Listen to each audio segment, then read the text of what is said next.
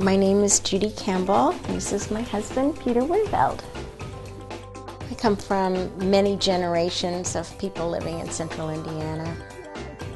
I was volunteering at the medical center at the cerebral palsy clinic when I was in 7th grade, and that was just kind of part of what we all did. My mother always did a lot of volunteering for women and in pharmacy, and did so even nationally.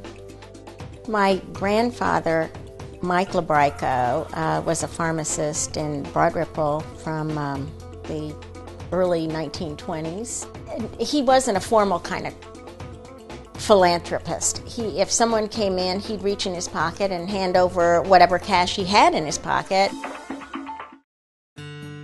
I was married to Bob Campbell, and together we did philanthropy in the area, focusing on parks. He helped establish Legacy Fund. I was doing more with medical volunteering at that time, and we did so until his death in 2004.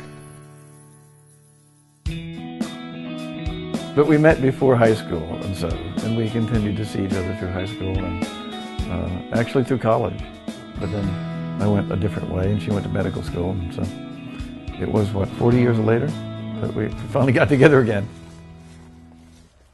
I went to IU Medical School and did my training in child and adolescent psychiatry. Chaucy Quillen was one of my patients, and the only patient I ever lost to suicide. I'm Sonja Lear Camp, and I'm the former elected prosecutor for Hamilton County. I served in that capacity from 1995 through 2010.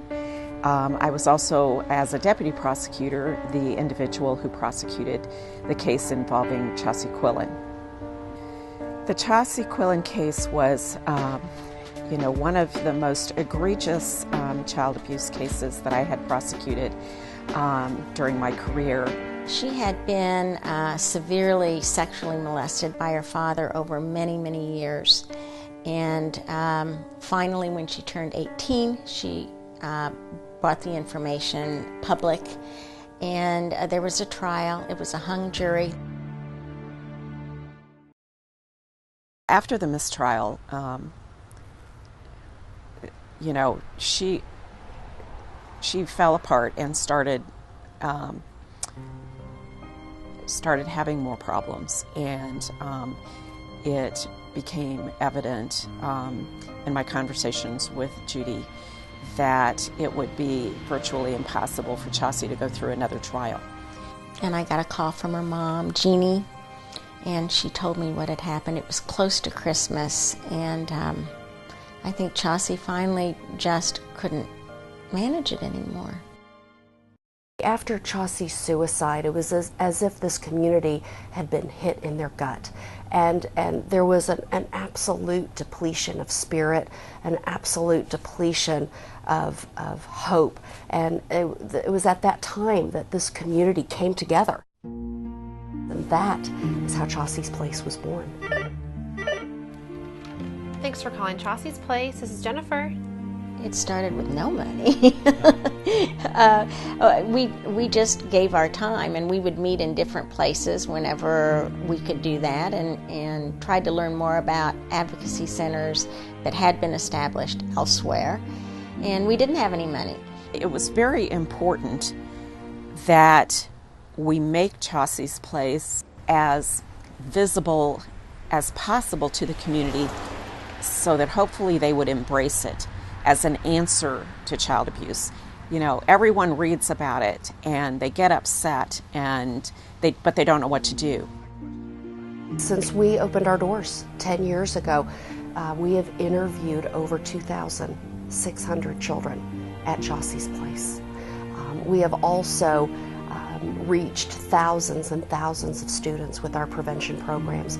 Creating ways for children to be able to talk about this is going to impact our whole society in the future. It's an awesome result, and the ultimate result for any kind of philanthropy, because it's people caring for other people. people they don't even know. I view this Living Legacy Award as not about a person, but about living, breathing, passing on philanthropy through multiple generations. And, you know, it's not some sort of formal process, but watching others in your family or who you care about doing something for other people, doing something for our environment to make it better down the road. You don't have to be a millionaire to be a philanthropist. You don't have to have a penny in your pocket. You just have to have a passion and caring for other people and some energy to do it.